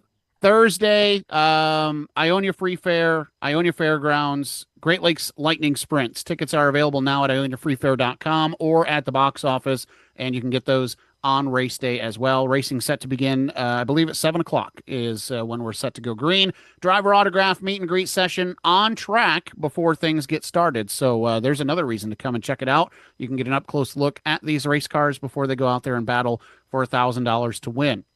Justin, appreciate you making time. Appreciate you being an ambassador for this sport. Good job. 4 wins so far this season. Over, under on your win total by the time it's all said and done. 4. He's being conservative. All right. I mean, to be honest with you, Zach, like I said, anybody can win on any given night. I mean, there has been a trend this year. Obviously, you guys are probably seeing it. Whoever starts in the top 2 rows normally is out front. When you're out there in the clean air, it's tough to catch the guy. The first place guy if you're in second. I mean, I've been there. I was chasing Harley around quite a bit. Jake, I mean, so I would like to probably win 2 or 3 more this year, but we'll see how it goes. It's hope for the best. Yeah, like you said, you never know. Dalton and Grayson and Bill, and if these guys start getting on a roll, it could be tough. So, well, we're excited to see what Thursday brings, man. Good luck. Have fun. We'll see you down there. Appreciate it, guys. Thank you. All right, real quick break, and then we'll come back and wrap this up. This is the Horsepower Happenings podcast. Dirt track racing is back at the Ionia Free Fair at the Ionia County Fairgrounds. Thursday night, the Great Lakes Lightning Sprints, presented by McAllister Rentals, are racing for a huge payday. Thrilling excitement of sprint car racing at the Ionia County Fairgrounds for one night only. On-track meet and greet with the drivers and their cars, plus hometown favorite Dustin Daggett is in action against fellow Great Lakes Super Sprints champion Max Stambaugh. Advance tickets are available at ioniafreefair.com or at the box office on race day. Welcome back to the Horsepower Happenings podcast. It's time to take a look at the upcoming calendar. Rich, I'll let you get started. You're going to be busy on Wednesday at Owasso Speedway. Tell about it. Yeah, this Wednesday, July 22nd, one of the biggest pro late model races in the country at Owasso Speedway, the Masters of the Pros 200 for the Turn 1 CRA Pro Series. Once again, it's no secret, Kevin and Keelan Harvick will be back at Owasso Speedway. Everything kicks off tomorrow, Zach. They're going to have 2 practice sessions beginning at 4 p.m. And then a special catered dinner event, dinner with the Harvicks. This does require a ticket. This kicks off at 5:30. Tickets and a detailed schedule of the event are available at owassospeedway.com. And then on Wednesday, grandstands open at 3 p.m., qualifying at 5. They'll have a Fan Fest autograph session, Zach, down in the pit area. That'll kick off at 5:45. Then, of course, opening ceremonies and driver intros at 7 p.m. with the green flag for the Masters of the Pros 200 going off at 7:30. All right, coming up on Friday. This would be one day after the Ionia Fair Race. So if you're going to make a trip down to Ionia to see that, grab a hotel, bring the camper, do something, and then go to I-96 Speedway the following night. Rich, $5,000 on the line. The second event of this magnitude, third event of $5,000 to win or more in the 2026 season for the Great Lakes Super Sprints. You never know who's going to drop in. First of all, you've got your heavy hitters that you're always used to seeing: Greg Dahlman, Dustin Daggett, Phil Gressman, Jared Horseman, Max Stambaugh, Chase Dunham. Will we see a Mason Hannigan? Sounds like a maybe. Will we see a Graham Huffman? Sounds like a probably. So there's going to be, and then, do we get a Zeth Sabo appearance? You never know. The All-Stars are off. Do we get a Zane DeVault? You never know, right? The All-Stars are off. You just don't know who's going to show up with a 360 at any given time, and with $5,000 on the line at I-96 Speedway. Friday would be a great night to go out and check out what's happening at I-96. Go ahead, sir. What do you got? I was just letting you finish. I'm just glad the script is wrong. Why? What happened? $5,000 to win Great Lakes Lightning Sprints. Oh, well, that would be something. I tried to do that to them earlier. Yeah, well, good thing we didn't say anything to Justin about that. Suicide Awareness Night as well at I-96 Speedway for the Great Lakes Super Sprints, who are racing for $5,000 to win. Pits at 4, general admission at 5, racing set to begin at 8 o'clock Friday night at I-96 Speedway. And then Saturday, Rich, the race for the million comes back to Michigan. This is another reason why I wonder if Mason Hannigan will be at I-96, because remember, they have a new race director, the Hurricane, Randy Hannigan, on the headset with the race for the million, some new administrative staff. So looking forward to a positive return to the state for the race for the million group. They will be at Berlin Raceway on Saturday with the 410 winged sprint cars, and racing set to begin at 6:30 Saturday night at Berlin Raceway. So a stacked week of racing. If there is no lack of opportunities to see some good racing all over Michigan this week, starting on Wednesday. Wednesday, Masters of the Pros. Thursday, Ionia Fair, Great Lakes Lightning Sprints. Friday, $5,000 to win, Great Lakes Super Sprints. Saturday, race for the million. And, oh yeah, by the way, Great Lakes Super Sprints will be at Crystal Motor Speedway for $2,500 to win on Saturday, too. And all of those tracks not really far from each other, just by coincidence. Yeah. Pretty good schedule. A good race. A race fan with conviction can have some fun this week if they choose to. All right, that's going to do it for our program tonight. Thanks to Jerry Pierman for making time to be on the program. Gary Lindahl, did you know? Of course, Justin Ward. Thanks to our producer, Noah Longyear. Rich France, my co-host. I'm Zach Heiser. Thank you all for tuning in. We'll talk to you same time, same place next week, right here on Horsepower Happenings. You've been listening to Horsepower Happenings. The views and opinions expressed in tonight's show may not directly reflect that of Horsepower Happenings. The contents of this program may not be reproduced, retransmitted, or disseminated without the express written consent of Horsepower Happenings. Follow Horsepower Happenings on Facebook, Instagram, X, and all major podcast platforms, including Spotify, iHeart, iTunes, and Pandora, to keep up on what's happening.